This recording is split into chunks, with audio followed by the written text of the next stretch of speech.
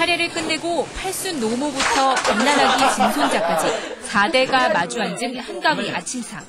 넉넉한 차림만큼 가족들 사랑도 넘칩니다. 그리고 장성해갖고 또 새끼 낳고 그런 게 얼마나 재미지 오죠.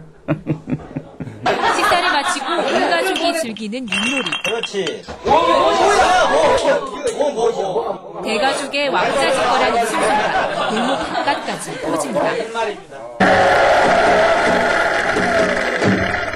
가느다란 주리에서 솟아오르는 광대의 아찔한 재주에 관객들의 입에서는 환성이 절로 나오고 아빠와 함께 떡매를 치는 아이의 얼굴에는 웃음이 번집니다. 한옥마을을 찾은 아이들은 고사리 손으로 송편 빚기에 열심입니다.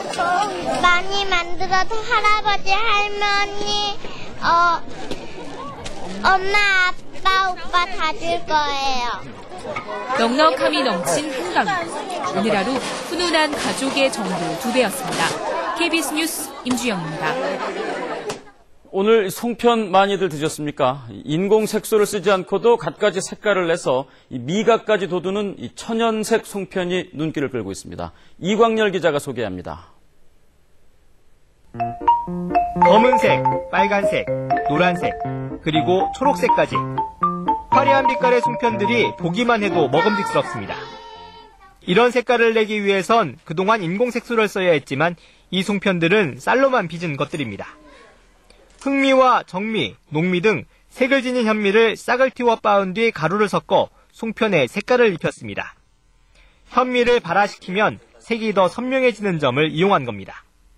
발화되는 과정에서 질감이 부드러워지고 찰성이 높아지고 또 색깔도 선명해지고 또 무엇보다도 이제 건강에 좋은 여러 가지 기능 성분들이 5배 내지 10배가량 증대가 됩니다. 이 송편의 자주색과 주황색은 고구마로부터 나왔습니다. 컬러 고구마에서 천연색소를 추출해 송편에 적용한 겁니다. 고구마 특유의 맛이 더해진 데다 자주색 고구마에는 노화 방지 성분이 들어있고 주황색에는 항암 효과가 있어 몸에도 좋습니다. 가장 싼 값에 우리가 쉽게 얻을 수 있다는 게 가장 큰 장점입니다. 그리고 그 성분 자체가 굉장히 우수하고 이것들을 가공을 했을 때 대단히 유용성이 높습니다.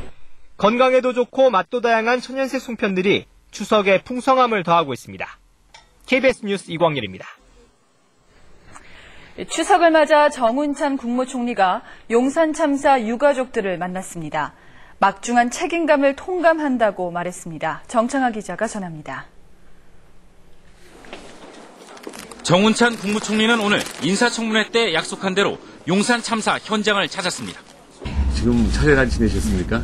차례는 영을 안 하면 차례를 지낼 수가 없다고 해서 저희가 이제 상시 간단하게 하고요. 정 총리는 유족들과 마주한 채 미리 준비한 원고를 읽어내려가며 간간히 눈시울을 붉혔습니다. 사랑하는 가족을 가슴에 묻은 여러분의 심정을 어찌 다 헤아릴 수 있겠습니까?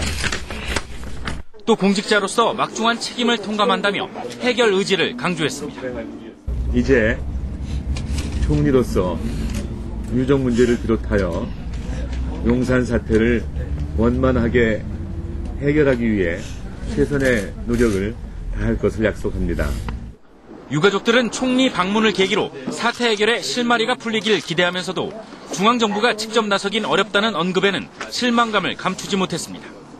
신임 총리가 그런 문제의식을 갖고 이 문제를 해결할 수 있을까 하는 또 의구심을 갖지 않을 수가 없습니다. 8개월 넘게 접점을 찾지 못했던 용산 사태가 총리의 현장 방문으로 새로운 국면을 맞을 수 있을지 주목됩니다. KBS 뉴스 정청화입니다. 수도권의 공장 2곳에서 잇따라 불이 났습니다. 또 부산의 한 하천에서는 웬일인지 물고기들이 떼지어 떠올랐습니다. 추석날 사건 사고 김종수 기자가 종합했습니다. 시꺼먼 연기와 화염이 공장 건물 위로 치솟아오릅니다. 불삭기까지 동원됐지만 쉽게 불길이 잡히지 않습니다. 염색 공장에서 난 이불로 9천만 원이 넘는 재산 피해가 났지만 인명 피해는 없었습니다. 플라스틱 부품 공장에서도 불이 났습니다. 역시 주원료가 화학 제품이라 진화 작업이 쉽지 않았습니다. 3시간 반 만에 꺼진 이불로 공장 1,100여 제곱미터가 탔습니다. 재산 피해만 5억 원이 넘는 것으로 집계됐습니다. 도심의 하천 위로 갑자기 숭어떼가 떠올랐습니다. 물고기들은 힘겹게 숨을 이어갑니다. 큰 악취가 나더라고요. 그래서 이렇게 우연히 온천천을 보니까 고기들이 너무 힘이 없고 물 위로 솟는 것 같아요. 그걸 자세히 보니까 지금 고기들이 한테 몰려가지고 힘없이 다 죽어가는 것 같은 그런. 우려했던 대규모 폐사는 없었습니다.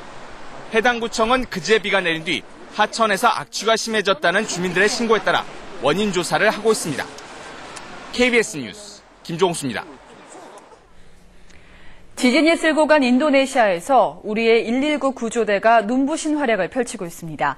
이틀 동안 10명이 넘게 구했습니다. 현지에서 김철민 특파원이 전해왔습니다. 지진 발생 나흘 만에 각국 구조대가 속속 투입되면서 생존자 구조 활동이 본격화됐습니다. 밤새 2명의 생존자가 구조되는 등 어제 오늘 이틀간 10여 명이 극적으로 구조됐습니다.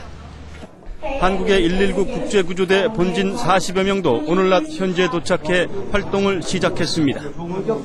장애물이나 2차 여진으로 인해 가지고 건물이 붕괴되면 진입하는 구조대원한테 위험 요소가 있기 때문에 그 점을 가장 역점을 두고서 구조 작업을 하고 있습니다.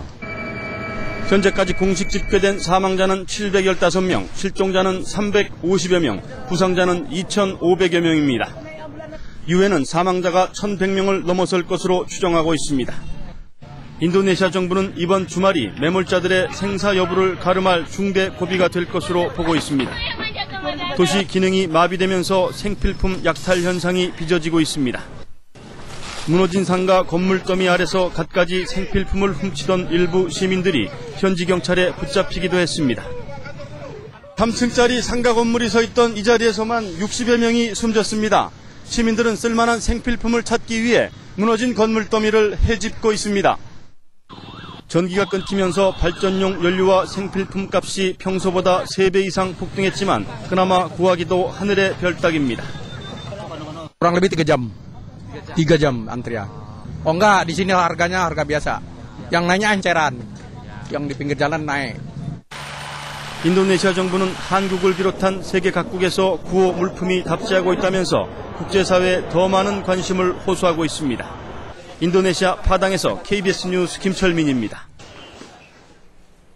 사모아 지진 해일로 숨진 고 이인생 씨. 그의 마지막은 숭고했습니다. 남을 구하기 위해서 거친 바다로 몸을 날렸습니다. 김진희 기자입니다.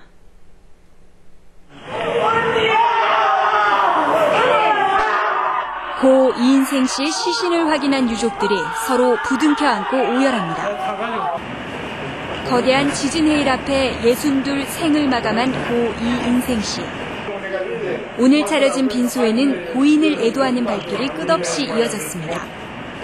특히 이 씨 덕분에 목숨을 구했다는 중국인들이 빈소를 찾아 고인에게 감사의 눈물을 흘렸습니다.